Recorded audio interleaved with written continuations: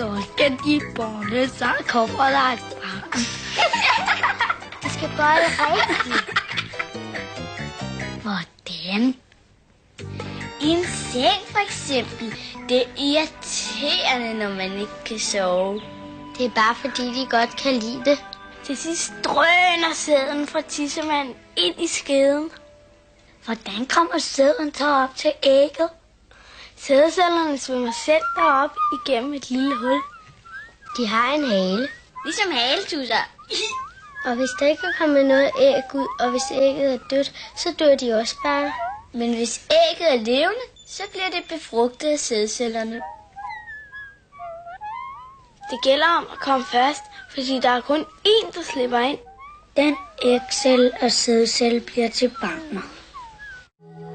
Nu er barnet 1 måned. Nu er det 2 måneder. Det er ikke ret stort. Den mad, som moren har spist, bliver opløst i blodet. Og så mødes det med barnets blod i moderkagen. Moderkage. Kage. Og så løber det gennem navlestrengen. Den spiser faktisk med navlen. Hvad hvis den skider? Det gør den altså ikke. Det den ikke skal bruge, altså affaldsstofferne, det sendes tilbage. Den går igen 6. måned. Nu sparker barnet så meget, at faren også kan mærke det.